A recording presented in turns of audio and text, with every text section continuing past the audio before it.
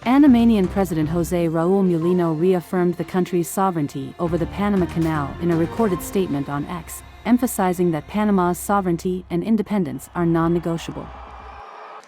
Because we're being ripped off at the Panama Canal like we're being ripped off everywhere else. He just said take it back. That's a good idea.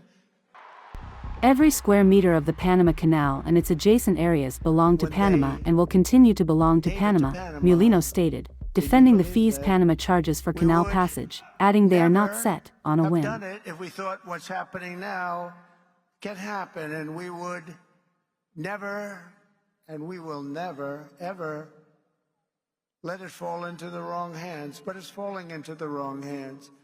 It was not given for the benefit of others by a token of cooperation, but it was given to Panama and to the people of Panama, but it has provisions.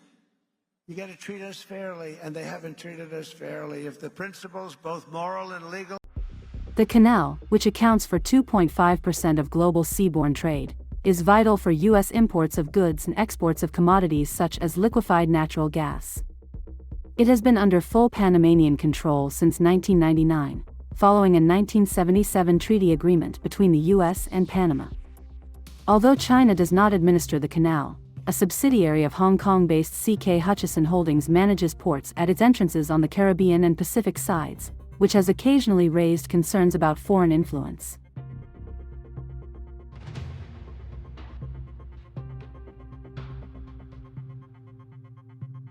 Panama's President José Raul Mulino has firmly rejected U.S. President-elect Donald Trump's threats to reassert control over the Panama Canal.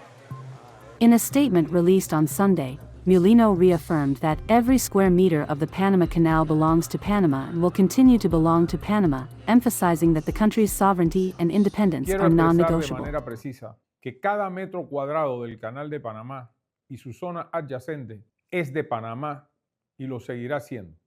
La soberanía e independencia de nuestro país no son negociables. Trump, speaking to supporters in Arizona, accused Panama of charging excessive passage fees and warned against potential Chinese influence on the critical waterway, which accounts for 2.5% of global trade.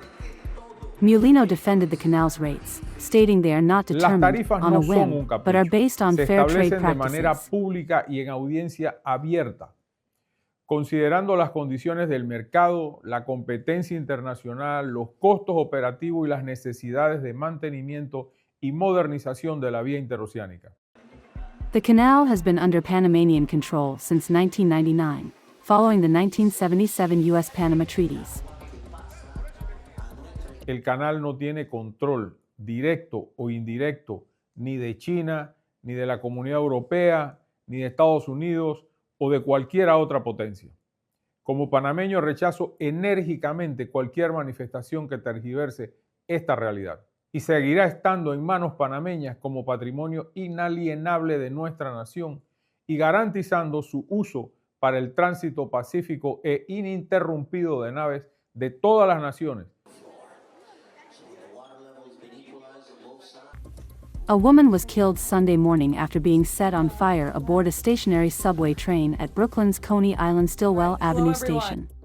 Initially, we intended to use this press conference to ask for the public's help in identifying and locating someone who we believe carried out one of the most depraved crimes one person could possibly commit against another human being. And it took the life of an innocent New Yorker. But at this hour, I am pleased to announce that a short time ago, alert NYPD transit officers took a person of interest into custody. Police say the unidentified victim was asleep when a man approached her and used a lighter to ignite her clothing. Officers on patrol quickly extinguished the flames, but the woman was pronounced dead at the scene. Officers who were on patrol on an upper level of that station smelled and saw smoke and went to investigate. What they saw was a person standing inside the train car, fully engulfed in flames. With the help of an MTA employee and a fire extinguisher, the flames were put out. Unfortunately, it was too late, and the victim was pronounced on the scene. The suspect was later arrested while riding the subway. Authorities believe the two did not know each other and are investigating the motive. This marks the 10th homicide on New York City's subway system in 2024, up from 5 in the same period last year. A plane crash in Gramado, Brazil, killed all 10 people on board, including pilot Luiz Claudio Galizzi and his family, and injured 17 others on the ground, according to Rio Grande do Sul Governor Eduardo Leite.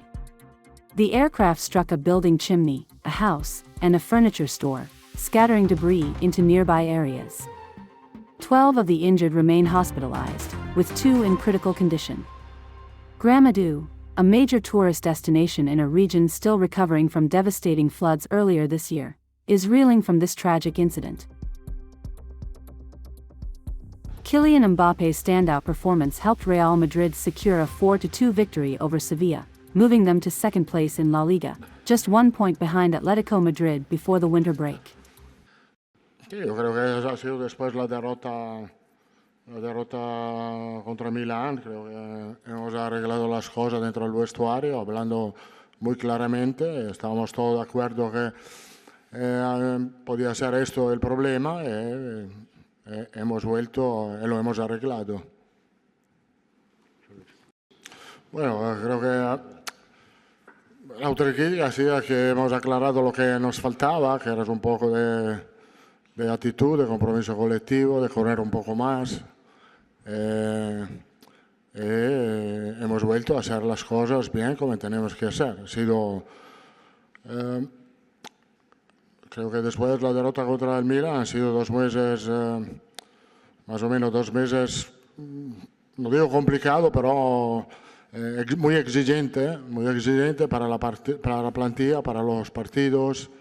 Hemos tenido un partido muy duro, pero poco a poco el equipo, y Mbappé igual, poco a poco el equipo ha vuelto a hacer las cosas bien. Terminamos el año bien, tengo que decir bien, con ilusión para el 2025. The 26-year-old Frenchman scored the opener and assisted another goal, continuing his strong form with 6 goals in his last 8 games. Manager Carlo Ancelotti credited self-criticism for overcoming the team's early struggles, including a 4-0 loss to Barcelona in October. Real's win also saw contributions from Federico Valverde, Rodrigo, and Brahim Diaz, marking a positive end to a turbulent start to the season.